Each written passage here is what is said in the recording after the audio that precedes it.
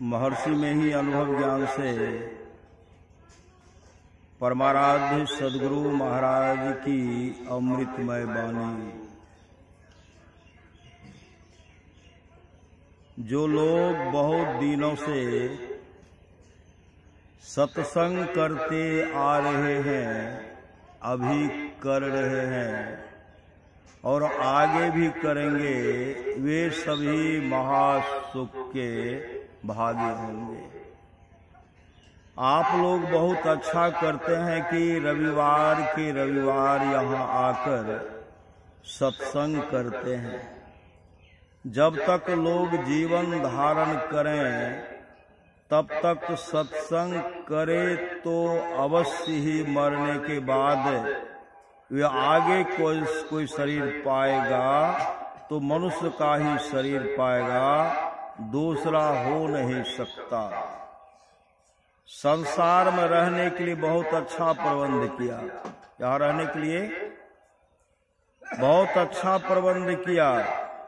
कुछ दिन या कुछ वर्ष रहे, चले गए, कहाँ चले गए इसका कोई ठिकाना नहीं। शरीर छोड़ने पर तुम दुख में नहीं जाओ, इसका प्रबंध कर लिया तब तो ठीक है, लेकिन नहीं किया तो अभी तुमको कुछ करना चाहिए, अभी तुमको कुछ करना चाहिए, नहीं तो अपनी बहुत बड़ी हानि करते हो। इन बड़ी हानि से बचो। यह शरीर रूपी पिंजरा 7 धातुओं से बना हुआ है। इसमें जीवात्मा युक्ति के 9 जानने वाले सुग्गे के समान रहता है। यदि इस जीव को सद्गुरु मिले तो इसका उद्धार हो सकता है, नहीं तो यह जीव अत्यंत दुख भोगता रहेगा। साधन करने में अंतर की अनुभूतियों में अभ्यासी को जो रस मिलता है वह अकथनीय है।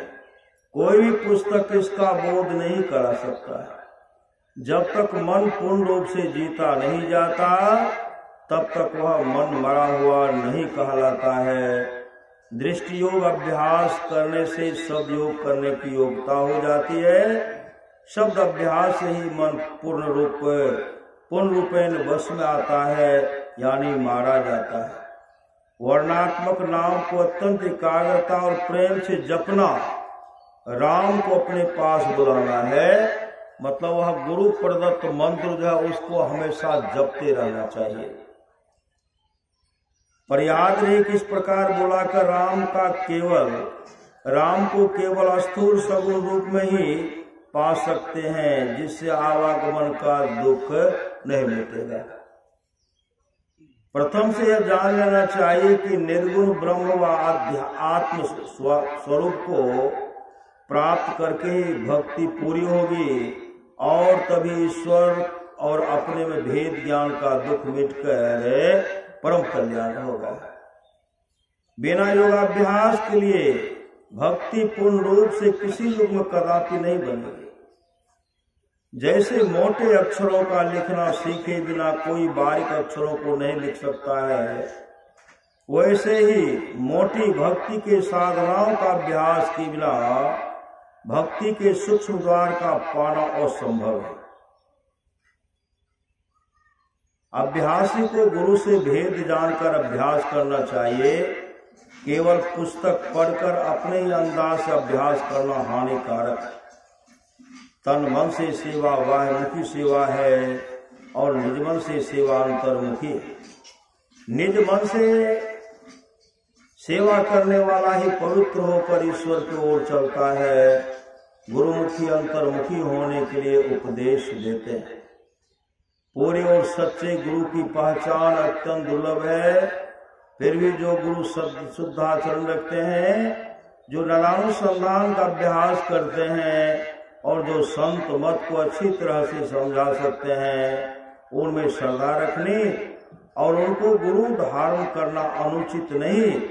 दूसरे गुण कितने भी हो, परंतु आचरण में यदि शुद्धता नहीं पाए जाए तो वह गुरु मानने योग्य नहीं।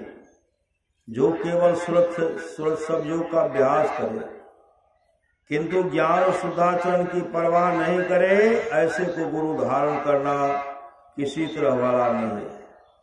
जो केवल सुरत सब योग का अभ्यास करे किंतु ज्ञान और शुद्धाचरण की परवाह नहीं करे। शुद्ध आचरण होना चाहिए, मतलब 5 पाप से बचते रहना चाहिए। श्री सद्गुरु 5 पाप से बच करके रहना, सदाचार का पालन करना ही शुद्ध आचरण से रहना होता है।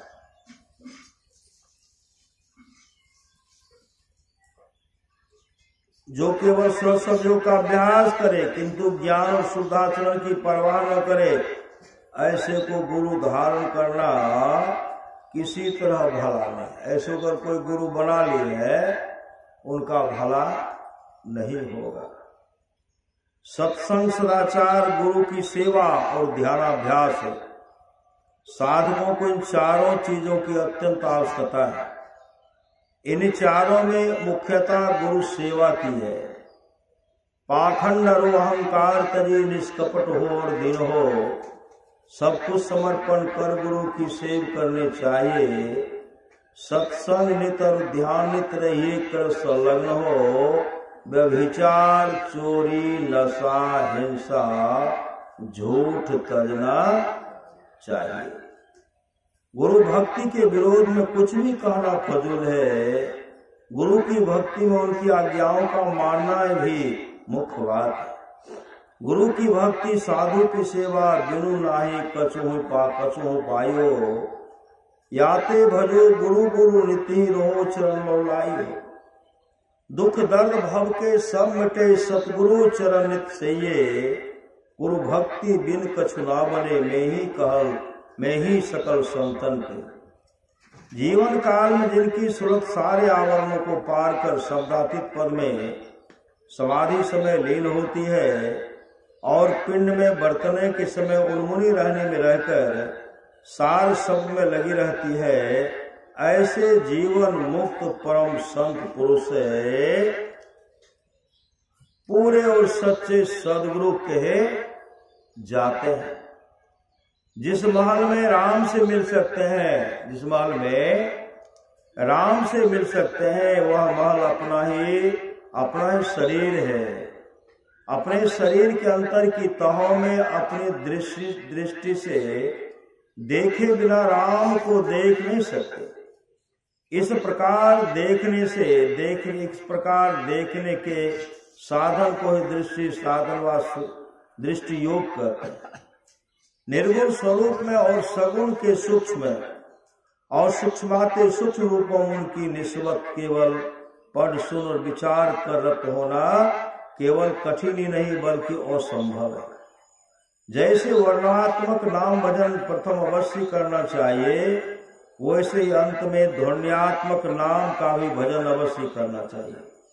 वर्णात्मक नाम अपने अर्थ द्वारा गुण प्रकट करके नामी का केवल परोक्ष ज्ञान देता है और ध्वन्यात्मक नाम अपने आकर्षण द्वारा सूरत को नामी तक एकदम पहुंचाकर उसके अपरोक्ष ज्ञान का अनुभव करा देता है। स्त्रियों के लिए मोक्ष के हेतु उनके घरों के सास ससुर पति और गुरु की सेवा में यथायोग बरतते हुए साथ ही साथ ईश्वर भक्ति में अनुरक्ति रहनी चाहिए। कोई तो यह भी कहते हैं कि यदि एक जन्म में सत्संग का लसंग लग जाए तो अनेक जन्मों तक यह लसंग लगे हुए रहकर फिर सत्संग नहीं छूटेगा और अंत में जीवन मुक्ति के बाद परम मोक्ष हो ही जाएगा। जब तक ईश्वर की कृपा नहीं होती है तब तक माया से तर नहीं सकते। ज्ञान को केवल सुनकर, विचार कर, समझ कर और दूसरों को समझाकर वह अवस्था नहीं मिलेगी। दूसरों से कष्टों को पाकर भी, अपमान पाकर भी धर्म नहीं छोड़ो। धर्म के लिए कोई कष्ट देता है, अपमान करता है तो उसको सह लो। संत नहीं होते तो मानव को ईश्वर का ज्ञान नहीं होता। संत नहीं होते तो हमारा जीवन अंधकारमय होता। ईश्वर का ज्ञान संत के सिवा और कोई देने वाला नहीं। भक्त ईश्वर के दर्शन के लिए ललायित रहता है, दर्शन के बिना वह विकल रहता है। यह भाव जिसके हृदय में है वही भक्त है, यह भाव हृदय में रखना चाहिए। यह संसार मोह का नगर है। मोह कहते अज्ञानता को, और सत्य को सत्य कहकर पकड़ बैठे हो और इसमें शांति चाहते हो, कभी होने को नहीं है। श्री सद्गुरु महाराज की जय। जो साधन करे उसको यह अनुभूति अपने अंदर में प्रत्यक्ष होगी। जो अच्छी तरह कोशिश करे तो अवश्य देखेगा ये कोई ऊंचे दर्जे की चीजें नहीं है, नीचे की ही है। किंतु मन को पवित्र रखना जरूरी है। जिसका मन पवित्र नहीं है वह उसे देख नहीं सकते। महल से जमीन का दाम बहुत कम होता है, महल से जमीन का दाम बहुत कम होता है, किंतु महल का आधार जमीन है। बिना जमीन के महल बन नहीं सकता। उसी तरह बिना सत्संग रूपी जमीन के भजन रूपी महल बन नहीं सकता। इसलिए सत्संग की बड़ी जरूरत है। अंतर की गंगा में स्नान करो तो शुभ और अशुभ सभी कर्म धुल जाएंगे, आवागमन से छोड़ जाओगे। जब उस परमात्मा को पाओगे तो कभी दुख में न आओगे। श्री सद्गुरु जब सदा परमात्मा को प्राप्त कर लेंगे कभी दुख में नहीं आएंगे। इसके लिए कहते हैं सत्संग की बहुत बड़ी आवश्यकता है। करिए निसत्संग को बाधा सकल मिटाए, यह अवसर फिर ना मिले दुर्लभ नर्तन पाए। बोलिए प्रेम से श्री सद्गुरु महाराज।